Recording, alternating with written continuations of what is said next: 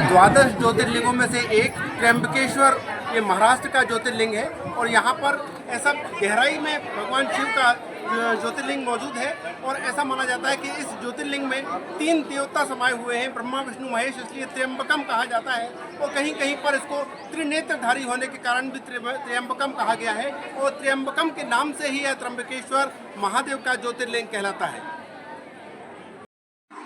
भगवान शिव के द्वादश ज्योतिर्लिंगों में से महाराष्ट्र के नासिक जिले में मौजूद त्र्यंबकेश्वर ज्योतिर्लिंग ही एकमात्र ऐसा ज्योतिर्लिंग है जिसमें त्रिदेव यानी ब्रह्मा, विष्णु और महेश के एक साथ दर्शन होते हैं।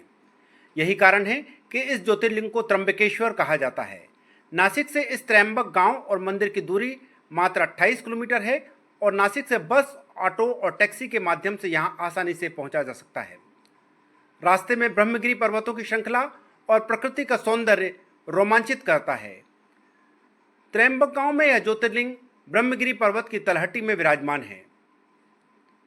ब्रह्मगिरी पर्वत ही पवित्र गोदावरी नदी का उद्गम स्थल है और इस ज्योतिर्लिंग को महर्षि गौतम की तपस्या और देवी गोदावरी की प्रार्थना पर शिवजी द्वारा प्रकट माना जाता है।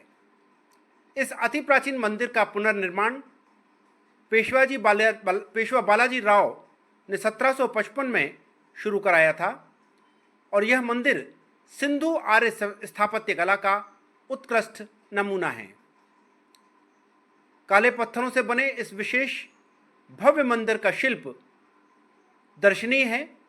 शिवजी के इस मंदिर के चारों ओर महादेव के साथ ही उनकी शक्ति, माता पार्वती के विभिन्न रूपों और गणेश, कार्तिकेय तथा शिव गणों का शिल्प उत्कृष्ट शिल्प को प्रदर्शित करता है। गांव से चंद कदम चलते ही मुख्य बाजार के बीच त्र्यंबकेश्वर महादेव के इस मंदिर का प्रवेश द्वार दिखाई देता है जो अत्यंत अलंकृत है। इसी में से होकर श्रद्धालुओं को कतारबद्ध रूप से मंदिर के गर्भगृह तक पहुंचना पड़ता है।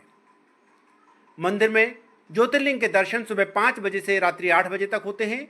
गर्भगृह में 3 छोटे छोटे लिंग स्वरूप में ब्रह्मा, विष्णु और महेश विराजमान हैं।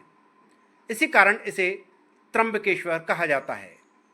गर्भगृह से प्रवेश से पूर्व मंदिर का मुख्य द्वार दिखाई देता है जो काफ़ी अलंकृत है और यहाँ शिव गणों की प्रतिमाएं सुसज्जित हैं।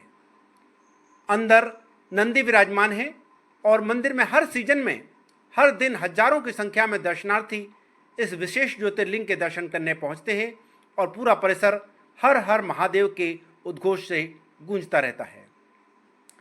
मंदिर परिसर में ही विशाल त्रिशूल स्थापित है जहां श्रद्धालु आराधना के साथ ही फोटोग्राफी का आनंद भी उठाते हैं।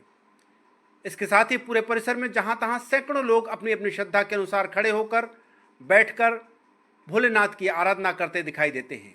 आपको बता दें कि महाकालेश्वर, ओंकारेश्वर की तरह ही त्र्यंबकेश्वर को भी यहाँ का महाराजाधिराज माना जाता है और सोमवार को महाराजा त्र्यंबकेश्वर पालकी में विराजित होकर गांव में अपनी प्रजा का हाल जानने निकलते हैं।